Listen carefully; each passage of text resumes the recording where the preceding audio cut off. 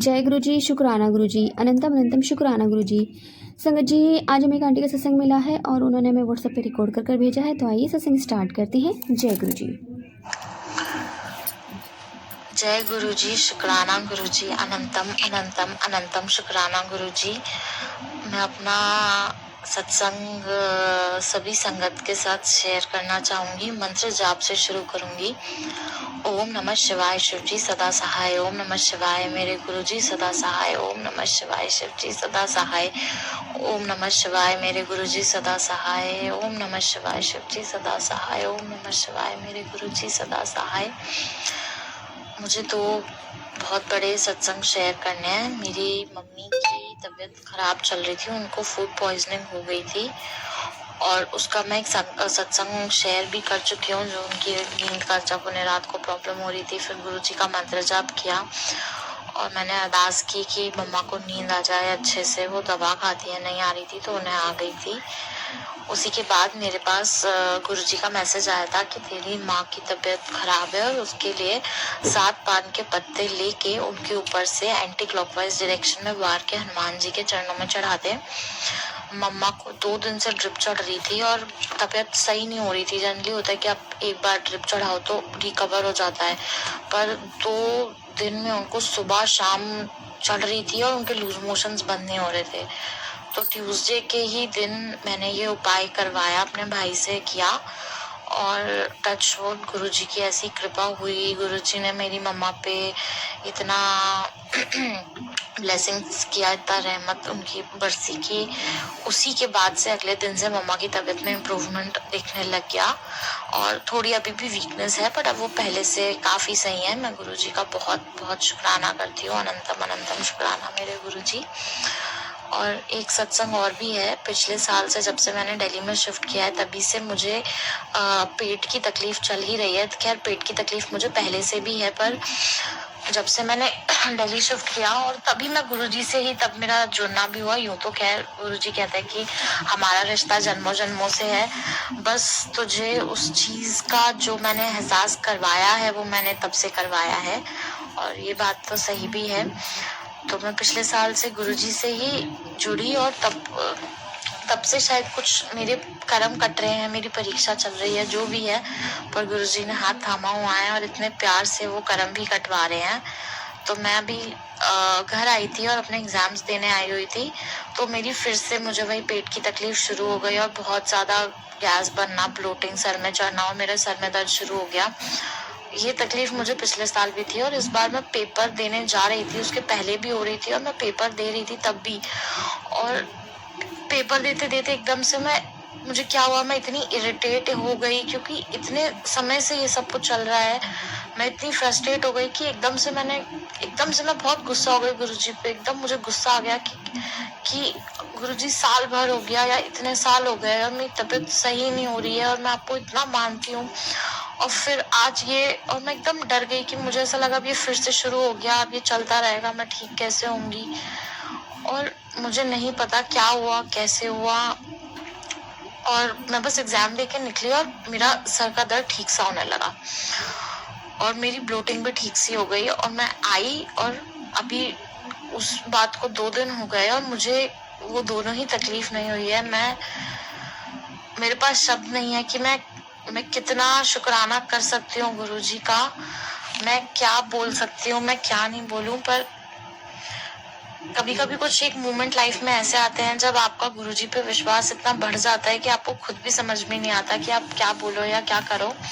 और उसके बाद फिर मेरे पास गुरुजी का मैसेज भी आया और गुरुजी ने मुझे समझाया कि कभी मेरे चुप रहने से नाराज ना हुआ करो। मुझे सब पता है कि काम बिना दसे, मैं तेरे बिना दसे भी तेरे सारे काम कर रहा हूँ और ये भी जल्दी पूरा हो जाना है। और छोटी छोटी बातें रोना छोड़ दो, स्ट्रांग होके रहा करो, हमेशा खुश रहो। मैं अंगसंगी हूँ, मैं किथे भी नहीं गया। और जब गुरुजी ऐसे बोलते हैं तो ऐसा कई बार लगता है कि सच में आपको एहसास होता है कि वो साथ ही थे। ये सब चीजें कैसे अपने आप हो सकती हैं? ये ऐसा तो नहीं है कि हम इसको सिर्फ एक कोइंसिडेंस बोल के टाल सके अपने जीवन में। ऐसा नहीं होता है। गुरुजी के अपने तरीके होते हैं और गुरुजी हमेशा कहते हैं कि जब तक चंगा वक्त चलता है तब तक तो फिर तुम मुझे क्यों याद करोगे या तो मेरे करीब कैसे आओगे। तब कोई भगवान को थोड़ी याद करता है। जब आप दुख में होते हो, तकलीफ में होते हो, तभी तो आप सिमरन करते हो, तभी तो आपका जुड़ाव हो पाता है, क्योंकि उस मुसीबत के वक्त में आपको एकदम सच दिखने लग जाता है कि कौन कितना अपना है, कौन कितना करीब है। और at the end of the day गुरुजी ही हैं जो अपने हैं, जो आपको पार लगाएंगे हर तकलीफ से, हर मुश्किल से। तो अगर कभी कोई तकलीफ आए, कुछ भी प्रॉब्लम आए लाइफ में, तो आप परेशान मत होइए संगत जी, और आप सोचिए कि ये तो मौका है गुरुजी के और करीब आने का। वो आपको अपने आप से जोड़ रहे हैं और कट जाएगा, भले ही वक्त लगेगा। गुरुजी परीक्षा लेते हैं, बहुत ही कड़ी परीक्षा लेते हैं कभी कभी, पर अपना एकदम स्ट्रांग बन के रहिए, अपने फेथ को बहुत स्ट्रांग करिए और आप एकदम गुरुजी के आगे सरेंडर कर दीजिए। वो बहुत अच्छे हैं, वो अपने बच्चों का कष्ट देख ही नहीं पाते। ऐसे ही आपको बहुत तकलीफ होती है, कुछ होता है, तो वो एकदम उसी वक्त आपको एकदम ऐसा लगता है संभाल लेते हैं, एकदम सब ठीक कर देते हैं। तो बस मैं इसी बात का शुक्राना करना चाहूंगी और मैं ये प्रे करती हूँ कि हर इंसान लाइफ में उसको एक बहुत अच्छी हेल्थ ब्लेस हो, और जिसकी अच्छी हेल्थ है वो समझे उस चीज को कि वो शायद सबसे बड़ी ब्लेसिंग है लाइफ में।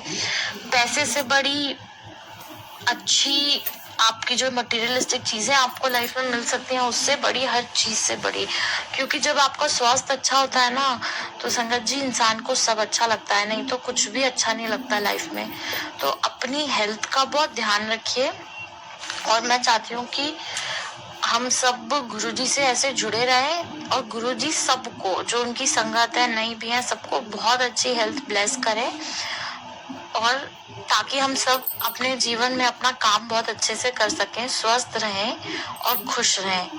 तो बस यही मैं अपना सत्संग शेयर करना चाहूंगी कि कोई भी जो संगत इस वक्त किसी मुश्किल वक्त से गुजर रही है और आप एकदम उस पॉइंट पे हो कि आपको लगता है कि अब शायद मैं गिव अप ही कर दूं कि ये सब क्या हो रहा है मेरे साथ, तो बिल्कुल आप ऐसे मत सोचिए। बस गुरुजी के आगे बैठ जाइए, सर रुक के, और अरदास करिए।